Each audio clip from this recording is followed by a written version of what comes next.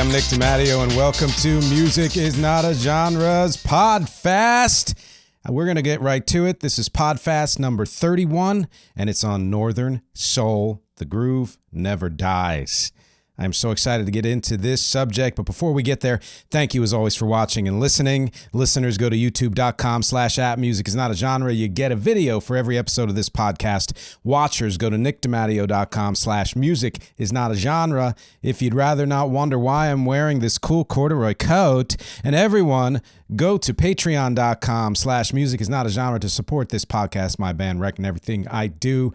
By the time this comes out, it'll be a week before REC's new single, the remix of You Know You're Right, from our epic album Kite to Camden drops. And it drops on my birthday, November 28th.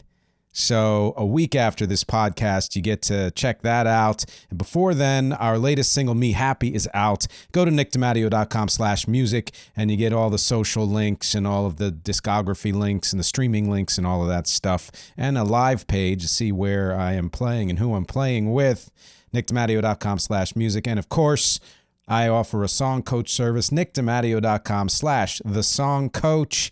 If you're somebody who has a desire to write a song, doesn't know where to start or how to finish it, that's my job. Contact me. Go to nickdematteo.com/thesongcoach and book a free 30-minute call. Let's talk. And as always, like, share, subscribe, rate, review. And I usually make a joke about lather, rinse, repeat. That's fine. It's not a very funny joke. That's my kind of non-funny jokes. The more you repeat a non-funny joke, the funnier it gets maybe sometimes, right? I don't know. But what I'm going to say this time is something I heard on another podcast, which is, that's all good. It's very important that you like, share, subscribe, rate, review. But if you do like this podcast, just tell somebody about it. Say, hey, there's this podcast, Music is Not a Genre. The guy's a little nuts, but he knows his stuff. He gives a different angle. He's a music insider, blah, blah, blah. Whatever you want to say about it, tell somebody, because that's how word spreads, and that's how these things become, successful in a way that are sustainable. And that's it for me. That's my spiel. Let's get to the topic again. It is PODFAST number 31, Northern Soul. The groove never dies. So why this, subject? Ever since I started this podcast, which, by the way, we just passed the 6th anniversary. I started it sometime in, I think it was October 31st, 2019. So happy 6th anniversary, Halloween, and all that stuff. It's our first date anniversary as well. Kind of crazy. Ever since that happened, and yeah, that should mean we're in season 7, but I divided my first 2 years into 3 seasons for reasons that don't need to be explained. I don't even know why I'm talking about it, except to let you in on a little bit of an insider knowledge here. The subject of Northern Soul has popped up often, but none more so than my recent book talk on Sweet Dreams, the story of the New Romantics. When you're talking about new romantic music, it makes sense that Northern Soul would pop up because they were so connected. And since I also have other connections to the music and an interest beyond what I've read, I'm an Anglophile when it comes to music, at least, I felt like it was time to finally dive in, and I thought PODFAST format, best way to do it. And the subtitle, The Groove Never Dies, and I'll explain that as we go on, especially towards the later part of the podcast. PODFAST, show format, prehistory of Northern Soul, what came before, what made it pop up, history of Northern Soul, legacy of Northern Soul, conclusions, featured song, which is a special one this week. I mean, they're all special, but in this case, it's an outlier, and you'll see why. And then questions. And of course, there's no bonus MXtra related to a PODFAST, but if you want to see all the bonus MXtras, go to patreon.com/musicisnotagenre. Sources, Wikipedia, Google, underground-england.com, NPR, museumofyouthculture.com, us.mazeys, that's mazeys.glopalstore.com. Those are my sources.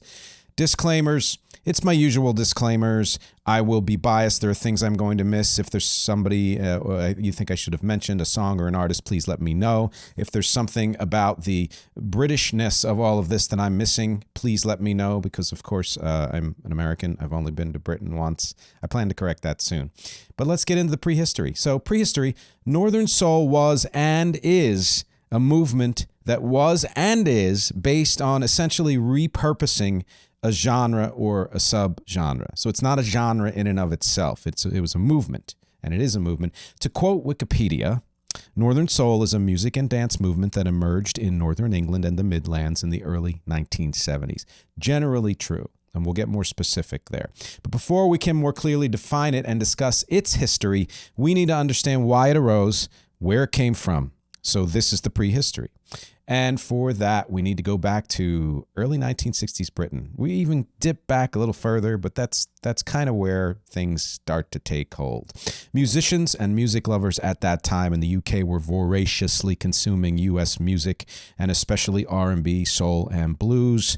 If you're a Beatles fan like I am, that's one example. A lot of the cover tunes on their early albums were soul, early Motown, that kind of girl group things. Blues was more of the Stones and some of the other bands. Everyone in Britain who was a musician was, or at least young musician, was consuming American music. And this inspired bands of all kinds to create their own interpretations, which spawned both the first British invasion. I've talked about that on other episodes. I've talked about how there might have been now by 2025 5 British invasions, but you can disagree with me if you want. I love that because that sparks discussion. It also spawned inspiration for all kinds of future artists.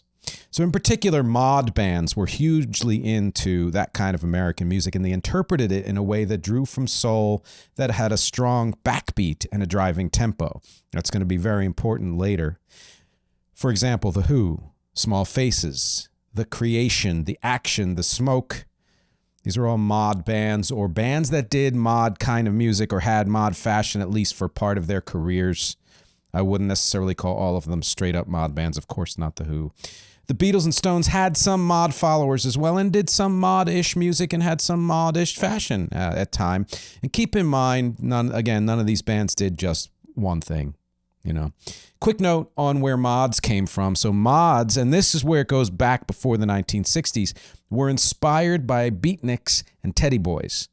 They had precise fashion statements. Consider teddy boys precursors to metrosexuals. And in a lot of ways, a lot of the people here, and if you don't know what a metrosexual is, in the 2000s, that's the term, it might have been earlier, but that's the term we came up with as a society to distinguish men who like to dress in maybe not a super masculine fashion. These are all stereotypes, of course. It was men picking up on certain gay culture fashions and things like that, and just being generally dapper. And that's what that means. Purportedly, yes, straight men co-opting gay fashion and mannerisms, or at least some elements, were named so, the mods, because they were into modern jazz. They were the opposite of trads, who liked traditional jazz. As jazz fell out of fashion and rock and roll surged, we're talking early 60s, really, mods eventually morphed into those who like R&B influenced rock music. And an influence of the Teddy Boys, who were always into rock. So it's almost like those two subcultures merged to some degree. The contrasting group to the mods was called rockers. And from Wikipedia, quote, in the Beatles' 1964 film A Hard Day's Night, Ringo Starr was asked by a reporter, "Are you a mod or a rocker?" Starr answered, "I'm a mocker." And I mean, I always thought that was funny, especially when I was younger. But there is actually a nugget of truth in that, in the fact that the Beatles pulled from mod, they pulled from rock, and they pulled from a bunch of other things too. So it wasn't just a joke; it was actually truth. So mods by the mid-60s were essentially fans of R&B tinged rock music who liked to dress well. Certain, fashion follows music very often, or vice versa. More so even than the British bands who did some of that R&B colored rock, mods were into actual R&B from the US. And when I say mods, let's separate the fact that there were musicians who were lumped into that group or who did some of that music. From this point, when I say mods, I'm talking about the fans. I'm talking about that mod movement. The music they were pulling from as fans was largely from labels like Motown, Stax, Chess, Brunswick, VJ, who were in their creative and commercial peaks in the mid-1960s. So this kind of music was abundant and everywhere. It was hot then, along with British artists' interpretations of it. Beyond the music, though, the mod fans wanted two things: fashion and dancing. So music, fashion, dancing. This was why they're often considered forerunners of the disco scenesters. Very, very much. In fact, the more that you study things like the mod movement and the Northern Soul movement, you're like, oh, you can easily see where disco came from, where that whole fashion statement and how connected it was to dancing and all of that. This movement was going strong in the mid-'60s, but by the late 1960s, two things changed. Number one, U.S. artists whose music was making it across the pond were not making that kind of music anymore. Things had shifted, of course. And number two, that influence also died down in mainstream UK culture, both for the musicians and the fans. But there were people who still wanted more of that kind of fast-paced, syncopated, funky tunage.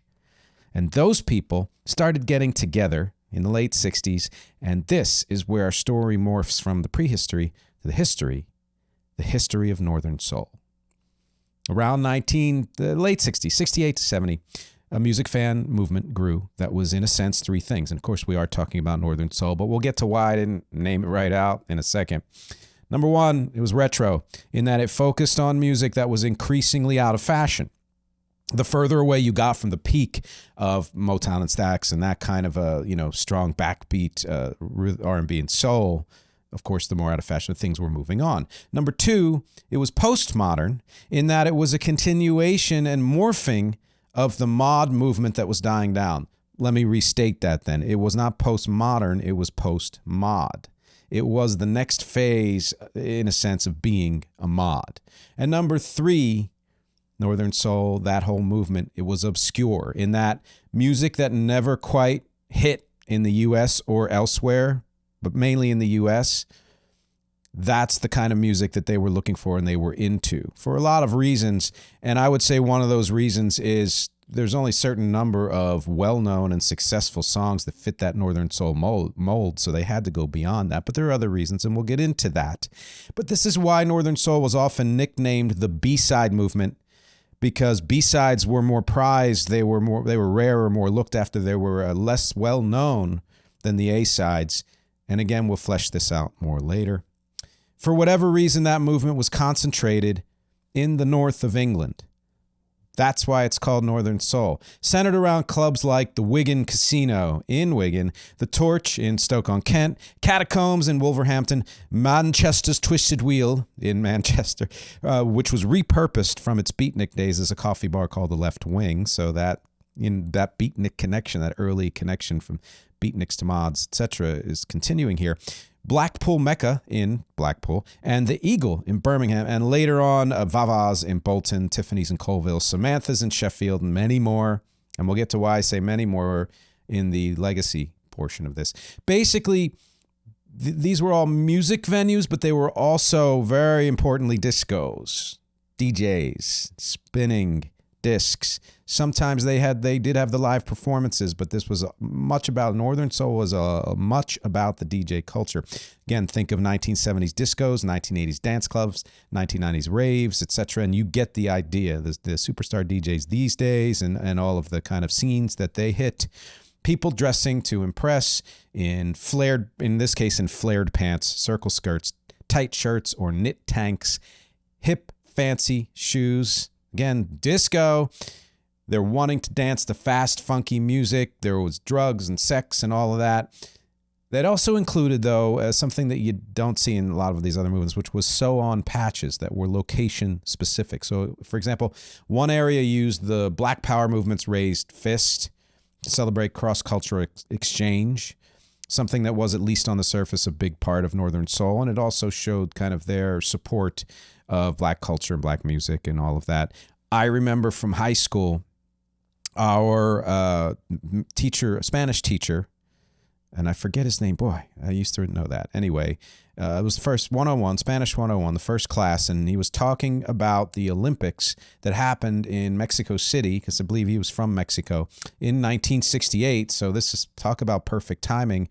And that's when some winners on the stand from America raised the Black Power fist. And of course, some loved it, some didn't, et cetera, et cetera. But it made a real impact on that teacher. And from that point, it made a real impact on me. The people at this movement, Northern Soul, they were called soulies and would often dance acrobatically to songs they called stompers. And this kind of dancing eventually morphed into the moves we'd see in things like disco dancing and break dancing. And as the dancing got more athletic, the clothes, which were dapper and, and by the way, this is a modern iteration of Northern Soul clothing. For those of you just listening, I am wearing a horizontal striped sweater and a corduroy jacket. If you look up modern Northern Soul fashions, it's somewhat similar to that, and that's why I wore it. But those kind of tight-knit things, they had to get baggier to allow for easier movement. And the bagginess would itself influence rave fashion and beyond that. So you can see all the germs of all the dance movements happening here. For the most part, the DJs were spinning at this time well-known R&B and soul hits from the U.S. So think of upbeat songs like the original Tainted Love by Gloria Jones, sometimes called the Queen of Northern Soul. Frank Wilson's Do I Love You, often said to be the most popular Northern Soul record of all time. And when you listen to it, which I did, you can hear why. Or especially Sugar Pie Honey Bunch. Boy, allergies. I can't help myself. I love you and nobody else. By the Four Tops, of which the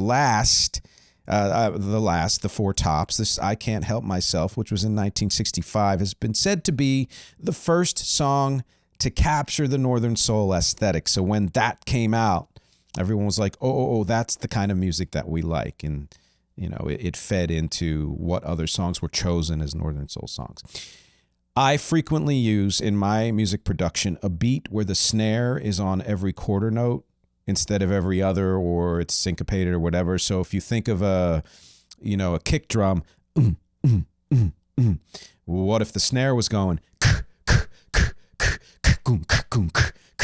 That's a very Motown beat. Apparently, some of the older guys that I've played with in bands will call that the Motown beat to remind themselves that that's what they need to do in that section of the song.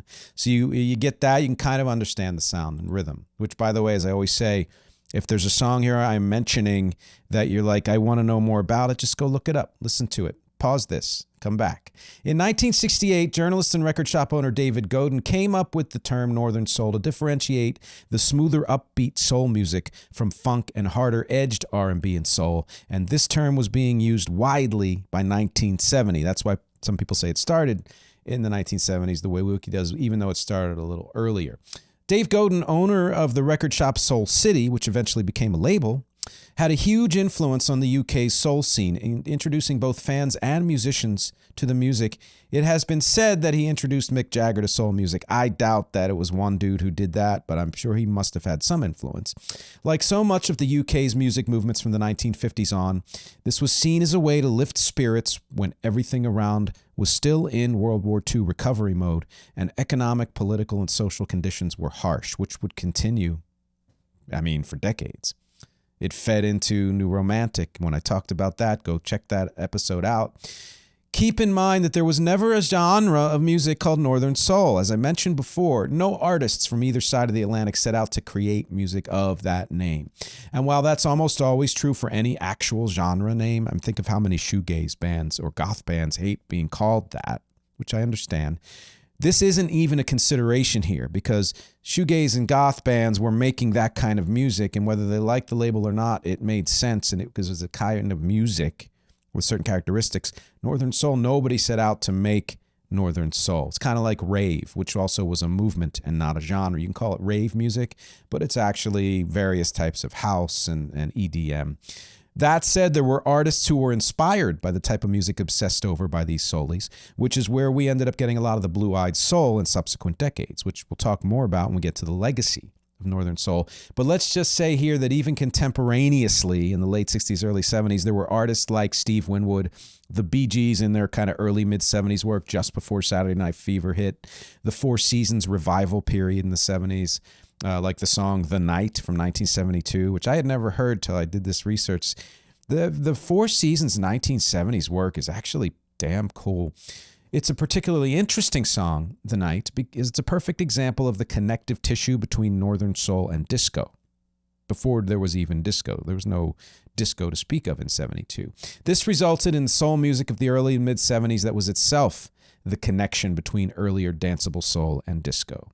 As the movement developed through the early mid-70s, it spread beyond the north of England, which also meant that budding artists in those other areas would be more influenced by this kind of music, and that plays into the huge influence Northern Soul would have in the late 70s and early 80s. And again, we'll get to that in the legacy section. By this time, both DJs and fans started to prize more obscure records, minor hits, regional hits, non-hits, those that the majority of people then and now wouldn't know. That's for sure. To the point where DJs who played more obvious songs were often looked down on. Not always, but often. And this is a key factor in what truly made Northern Soul a distinct movement from, let's say, people who just liked to dance to whatever had the right beat and liked, Motown or R&B or soul. The fans were conscious of which songs fit the mold, and though there were hits that were undeniable by brain, body, and soul, like the Four Seasons or Edwin Starr or Marvin Gaye, Wilson Pickett, Tina Turner, Aretha, the Drifters were all in that scene, those mold songs far and away tended to be gems, finds, rare grooves, B-sides. Many of these songs were by artists taking cues from Motown and Stax and Chess and Brunswick and VJ artists, etc., either by copying and appropriating or being deeply inspired and wanting to do honor and to embody the music. And again, I've done an old episode on the difference between appropriating and honoring.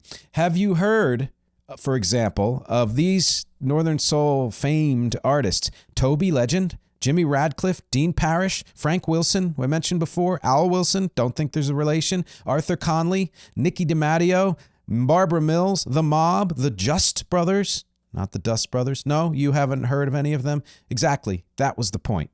These were all well-regarded artists in Northern Soul to one degree or another. Of course, two side notes on this.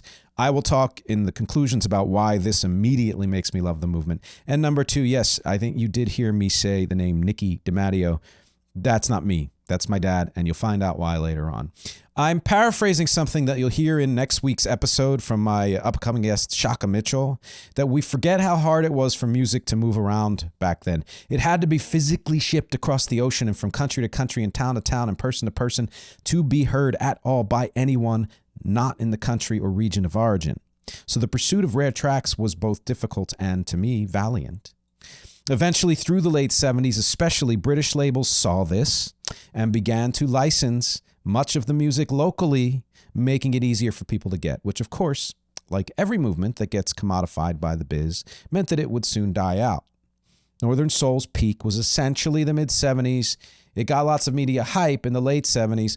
Sound familiar? Disco?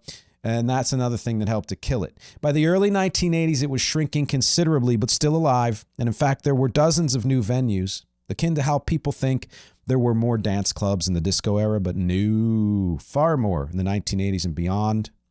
And events of Northern Soul have stretched across the UK and stretched on for years. And since by this point it had become more a part of the general culture than an actual movement, it's time to talk about its legacy. The legacy of Northern Soul. Before we get to where Northern Soul went after the early to mid 1980s, let's talk about what and who it influenced while it was still a big thing. So some major 1970s artists who absorbed and interpreted Northern Soul: David Bowie, especially during the Young Americans era, Elton John, several songs on his early 70s albums, Roxy Music, especially on Siren, Rod Stewart, Robert Palmer, T-Rex, The Jam, so many others who were already big or becoming big at the time.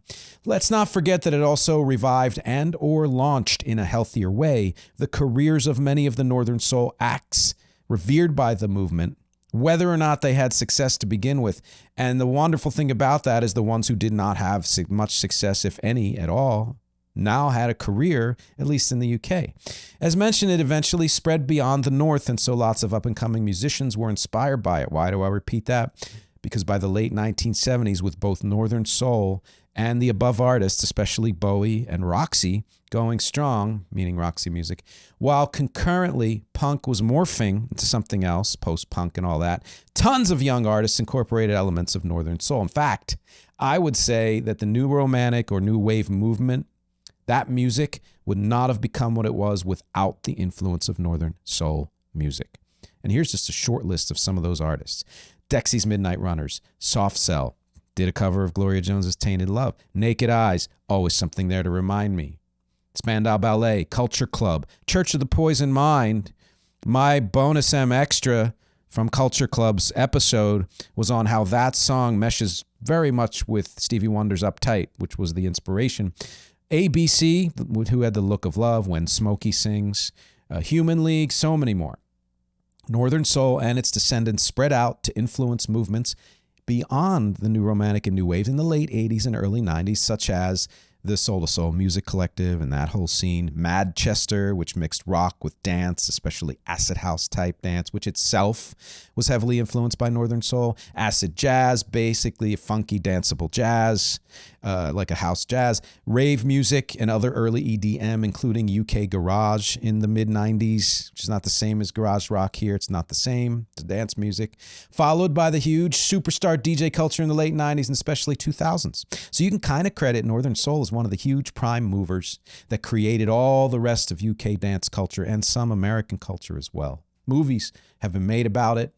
2010 film Soul Boy, directed by Shimmy Marcus, was set in the Northern Soul scene in 1974. Also set in that year was the 2014 film Northern Soul, directed by Elaine Constantine. There were books written about it mostly from the late 90s, 2000s, 2010s. Let's not also forget that the Northern Soul scene itself has never completely disappeared.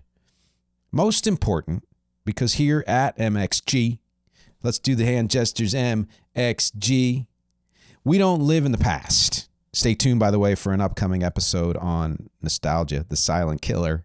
Yeah, there are still Northern Soul events to this day. That's what's most important here. Not just for people who experienced it the first time, which was wonderful. That's fine.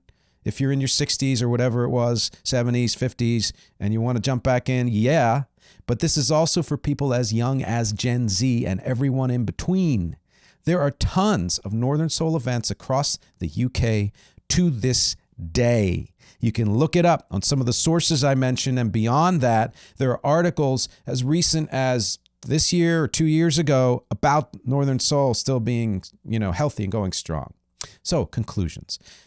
All of this kind of proves that Northern Soul is truly the groove that never dies. Both on its own and as an influence, it can be seen to be healthier than ever.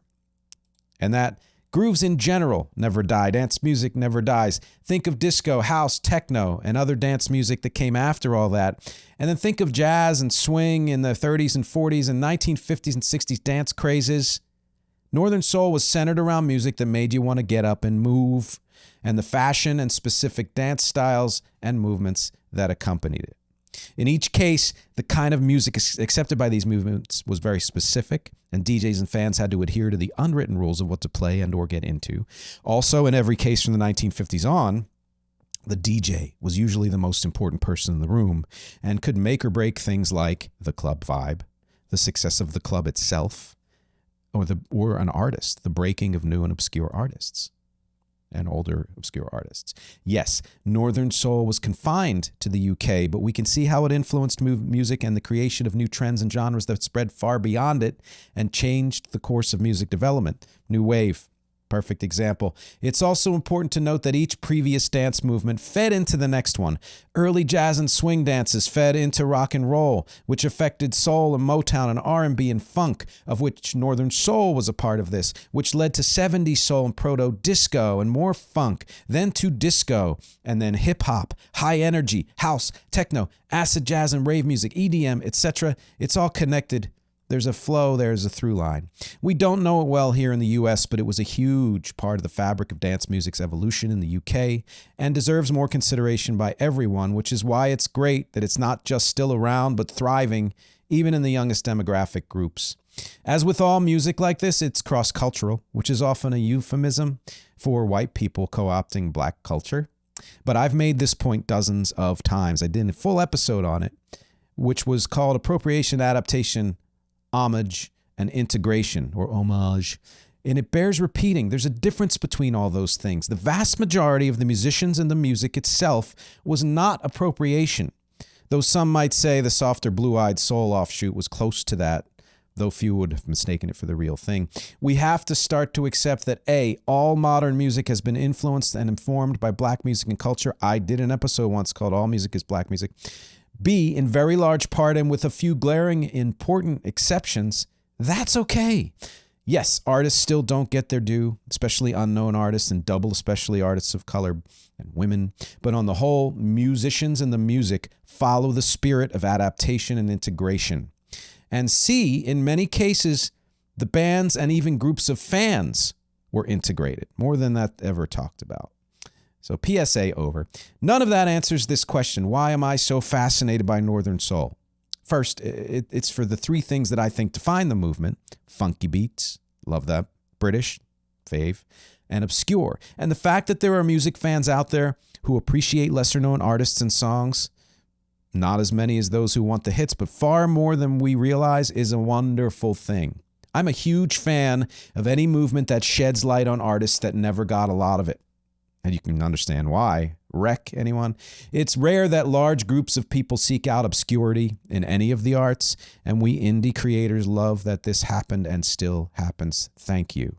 Then it's also that those driving beats were actually songs with changes, as opposed to, I'm not a big fan of the monotonous beats. I guess I didn't get high enough to really enjoy that kind of house music that doesn't change much. It's very minimalist. There's a place for it, for sure, though. And when I stumbled on a YouTube post of a song my dad did during Northern Soul's heyday, posted by some fan, I don't know who it is, it was classified in the title as a rare Northern Soul groove. So I knew I had a connection there, which brings us to the featured song. As mentioned, it's an outlier because it's not mine. I've done nothing on this. I did a cover of it live during the pandemic, but doesn't count. It was done by a Nicky DeMatteo, and that is my father. And it's a song called I'll Be There. It's not the, song from the Jackson 5 or any of the other ones called that. It's a standalone song. It was recorded in 1971 and features John Oates on guitar. Yes, from Hall & Oates. It's one of many singles from my dad that were not written by him. I believe the lyrics were about a guy in a desperate situation, no money, in trouble with the law, trying to get from San Francisco to LA so he can maybe see his lover. I'm not sure. It's got an excellent early 70s funky driving beat and a great arrangement, including strings and an awesome guitar solo. Didn't chart, which is kind of the point here because it eventually became an extremely rare Northern Soul groove. I did yes, but by the way, the B-side called Birds, also written by the same guy, Mark Jurikson, is a damn fine ballad. If anyone has a better copy of this record, by the way, or could direct me to someone who can clean up that vinyl scratchy crap, let me know, because you are going to hear it. And there is a link as well. But in a minute or so, you will hear the actual song. You'll hear that the quality is degraded. You'll still get the flavor of the song and the funkiness of it, though. Again, my dad has a Bandcamp page. I think nickydematteo.bandcamp.com. That's where the link goes to for this song. And stay tuned. In a minute, you'll hear it. Questions. Have you ever heard of Northern Soul? The movement, the music? Are you a fan of 60s and 70s soul music with a strong backbeat? Then maybe you're part of that movement. Do you think it's important that less successful songs and artists get recognized and appreciated? I'd love to know the answers to all of these and more because, as always, my objectives here is music, conversation. My objectives here are music, conversation, and connection. Thank you so much for hanging with me for PODFAST 31. Stay tuned for the featured song by my dad, Nicky DeMatteo, and I will be back next week with an interview with Shaka Mitchell. Hitching a ride from Frisco, heading for LA. I said, baby, give me today, and I told her where to stay. She said, I heard that before, now this time will be your last. You got 2 days to make LA, you better make it fast, yeah. I'll be there, I'll be there, wait, wait for me. I'll be there, I'll be there, wait, wait for me. I'll be there, I'll be there, wait, wait for me. Say I'll be there, wait for me. 30 miles from Frisco, sweating through my clothes. Well, I'm so tired that I can't see, and my shoes are worn to the toes. No one gets rides on Sundays, no one goes my way. I gotta make it to LA, and I only have one day.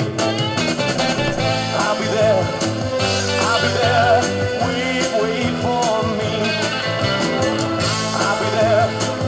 I'll be there, wait, wait for me. Say I'll be there, wait for me.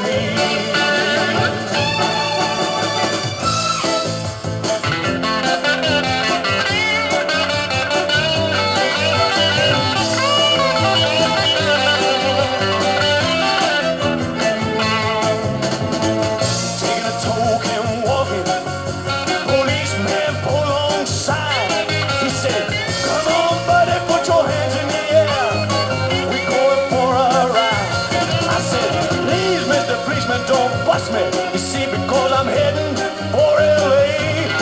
He said, I don't care where you're going, son, you're going me today. In your ear, cop, let me be. In your ear, cops arrested